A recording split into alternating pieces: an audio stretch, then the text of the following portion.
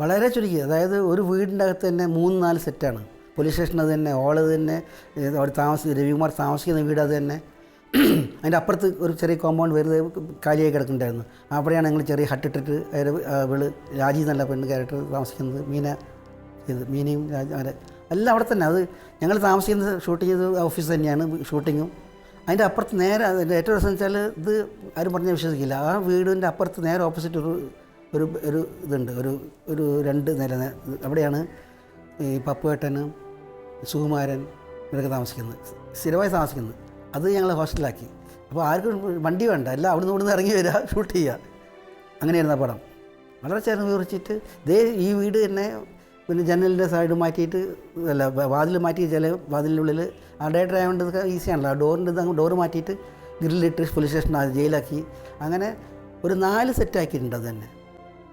അങ്ങനെയാണ് എടുത്തത്. കുറേ പാട്ടുകൾ ഇങ്ങനെ കേട്ടോ ട്യൂൺ ചെയ്ത് വെട്ടിമുറാണ് മ്യൂസിക്. ഞാൻ പറഞ്ഞില്ലേ, ഇപ്പം പലരും മോഷ്ടിക്കുന്ന പ്രധാന കാരണക്കാരൻ ഞാനാണതിൽ, എ.ടി. അപ്പോൾ ഞാനൊരു പടത്തിലെ പാട്ട് കേട്ടിട്ട് ഇങ്ങനെ പറഞ്ഞു ഇതുപോലെ ഒരു പാട്ട് വേണമെന്ന് പറഞ്ഞു. പുള്ളി അത് ചെയ്തപ്പം അത് സ്വാമി എന്നെ പടം, ഹിന്ദി പടം. എൻ്റെ ലിറിക്സ് എനിക്ക് ഓർമ്മയില്ല, ട്യൂണ് ഓർമ്മയുണ്ട്. അതിൽ അനുസരിച്ചിട്ട് ഇതൊക്കെ എഴുതി, ട്യൂണല്ല അത് വെച്ച് മാറ്റി കുറച്ച്. അങ്ങനെ എടുക്കേണ്ടതെന്ന് പറഞ്ഞിട്ട് മാറ്റിയൊക്കെ എടുത്ത്. പക്ഷേ എന്തിനും എനിക്ക് തൃപ്തിയാവുന്നില്ല, അത് ശരിയാവുന്നില്ല. അതിൻ്റെ ഓർക്കസ്ട്രേഷനും വയലിനും അതിൻ്റെ റിച്ച്നെസ്.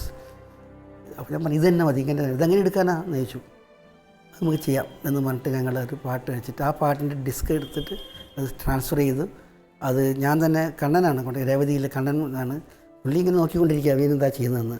അപ്പോൾ പാട്ട് ജാനകി വേണ്ടി ബിച്ചു തീരുമാനം മനോഹരമായിട്ട് അതിനെ എഴുതി നല്ല ലിറിക്സാണ് അതിൻ്റെ. ജാനകിയോട് പറഞ്ഞു, ജാനകി ഞാനമ്മ ഇങ്ങനെയാണ് സംഭവം. എന്നെ പറഞ്ഞപ്പോൾ ഞാൻ അല്ല ഓർക്കസ്ട്ര ഒന്നുമില്ല, ഗുണസിംഗ് തന്നെ ഇത് ഫ്ലൂട്ടിസ്റ്റ് ഉണ്ട്, ഒരു തബലിസ്റ്റ് ഉണ്ട്, 2 പേര് മാത്രം.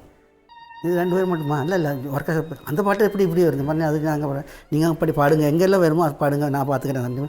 ഗുണസിംഗിൻ്റെ അടുത്ത് കംപ്ലീറ്റ് ഐഡിയെല്ലാം പറഞ്ഞു കൊടുത്തു. അപ്പം ആ ഒറിജിനൽ പാട്ടിൻ്റെ ഇങ്ങനെ ചെറിയ കാർവ് ഉണ്ടാവില്ലേ, ആ കാർവിന് മുകളിൽ ഫ്ലൂട്ട് ഇങ്ങനെ മെർജ് ചെയ്യിച്ചു. ആ ഋതം ഇങ്ങനെ ത്രൂ ഔട്ട് ഫോളോ ചെയ്യും. ആ ഋതം മറ്റേ ഋതത്തിന് മുകളിൽ ചെയ്ത് തവള ഇങ്ങനെ ഫോളോ ചെയ്തു. അത് ആ സമയത്ത് മറ്റേത് അന്നത്തെ വരി ഇതൊന്നുമില്ല, കൺസോൾ ടക്ക് താത്തി പോക്കുകയാണില്ല. അത് വെച്ചിട്ട് ഞാൻ തന്നെ കംപ്ലീറ്റ് ഓപ്പറേറ്റ് ചെയ്തു. ഇത് കംപ്ലീറ്റ് സക്സസ് ആയി.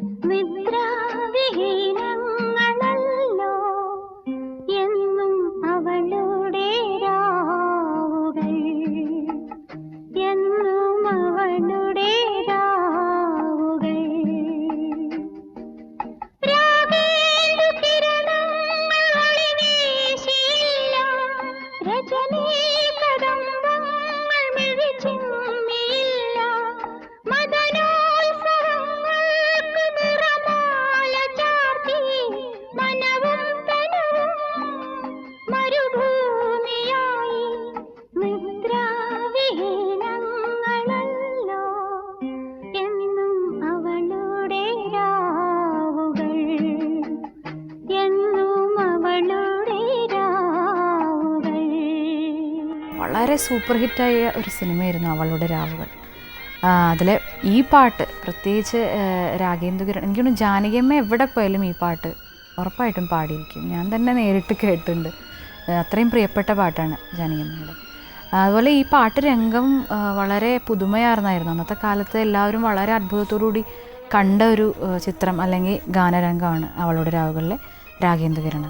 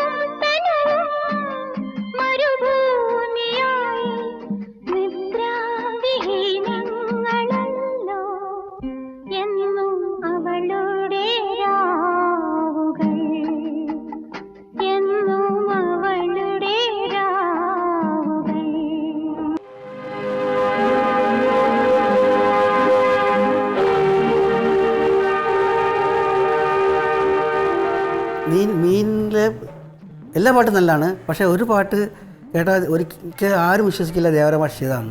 ഇപ്പോൾ കേട്ടാലും അയ്യോ അത് വേറെ ആരോ ഉണ്ടല്ലോ, ഇപ്പോഴത്തെ ആരോ ചെയ്ത പോലെ, അല്ലെങ്കിൽ ഒരു എന്താ പറയുക അങ്ങനത്തെ ഒരു സംഗീതമായ പാട്ട്. അതിൻ്റെ ഓർക്കസ്ട്രേഷനും അതിൻ്റെ ലെവലിങ്ങും എന്താ കമ്പോസിങ് ടോട്ടലി അതിൻ്റെ ഇത് കംപ്ലീറ്റ് ഭയങ്കര ഇപ്പോഴത്തെ ലേറ്റസ്റ്റ് പാട്ടാന്ന് വിചാരിക്കും. ഇപ്പോൾ കേട്ടാലും അത് ചെറിയ ഋതമൊക്കെ മാറ്റിക്കഴിഞ്ഞാൽ അപ് ടു ഡേറ്റ് ആയി ആ പാട്ട്. സംഗീതം അല്ലേ മനോഹരമായി എനിക്ക് വളരെ ഇഷ്ടപ്പെട്ട പാട്ടിലൊന്നാണ്. ഇപ്പോഴും അത് എല്ലാവരും പല വിധത്തിലും പാടാറുണ്ട്. അതിൻ്റെ വേറൊരു വേർഷനൊക്കെ ഉണ്ടാക്കിയിട്ടുണ്ട്. പക്ഷേ അതൊന്നും അതുപോലെ അതിൻ്റെ ഒറിജിനൽ പോലെ വന്നിട്ടില്ല.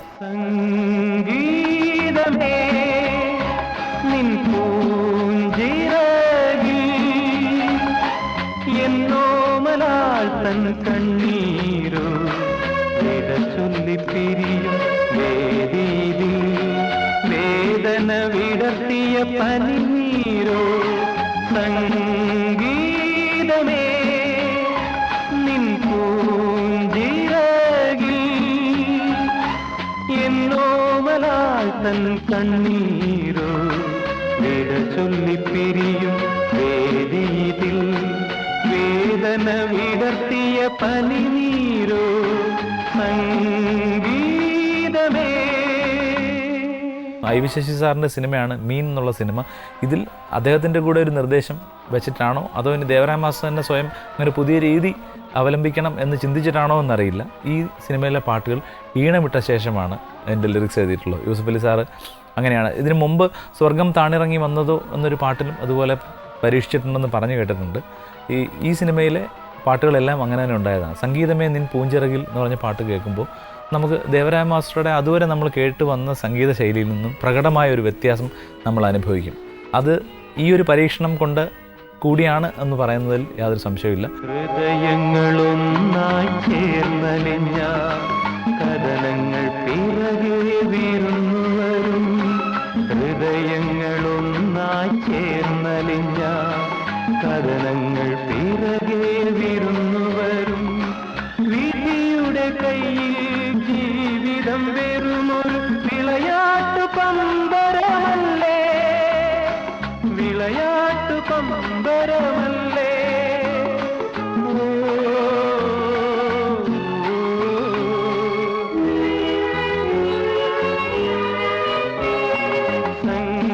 സംഗീതമേ നിൻ പൂഞ്ചിറകിൽ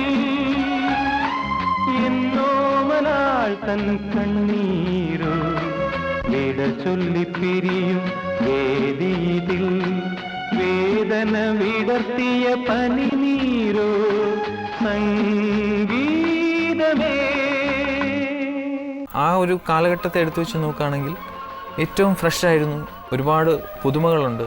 എനിക്ക് തോന്നുന്നു ജോൺസൺ സാറിൻ്റെ ദേവരായ മാഷിനെ അസിസ്റ്റ് ചെയ്തുകൊണ്ടിരിക്കുന്ന സമയങ്ങളിൽ പിറവിയെടുത്ത ഗാനങ്ങളാണ്. അതുകൊണ്ട് തന്നെ അതിൻ്റെ ഒരു ഇമ്പാക്റ്റ്, അതിൻ്റെ ഒരു ഫ്രഷ്നെസ് ഇപ്പോഴും അത് ആ ഒരു നിറവ് നമുക്ക് എപ്പോഴും ആ പാട്ട് കേൾക്കുമ്പോൾ ഫീൽ ചെയ്യാറുണ്ട്. പ്രത്യേകിച്ച് ഗാനമേളകളിൽ കാണുന്നൊരു പ്രത്യേക രൂപം. ആ സമയത്ത് ഗാനമേളകളുടെ ഇമേജ് എന്ന് പറയുന്നത് ഈ ചിത്രത്തിൽ കാണുന്ന ജോസ് എന്ന നായകൻ പാടുന്ന അതേ ഇമേജാണ് നമ്മുടെ മനസ്സിലെ ആ സമയത്തെ ആ കാലഘട്ടത്തിലെ ഗാനമേള രംഗങ്ങൾ എന്ന് കൃത്യമായി പറയാം. അനുരാഗാനം വിടരുമ്പോൾ ആത്മാവിൽ ദുഃഖങ്ങൾ വളരുമെന്നോ.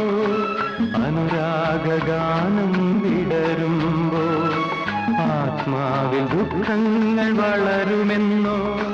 കരയറ്റ പ്രേമം കാലമാം കവിയുടെ കരുണാർദ്രകൾ ഗതമല്ലേ, കരുണാർദ്രകൾ ഗതമല്ലേ.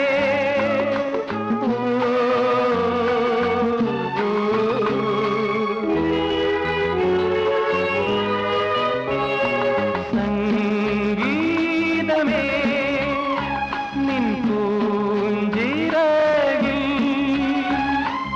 എന്നോമലാൽ തൻ കണ്ണീരോ വിട ചൊല്ലിപ്പിരിയും വേദിയിൽ വേദന വിടർത്തിയ പനിനീരോ വിട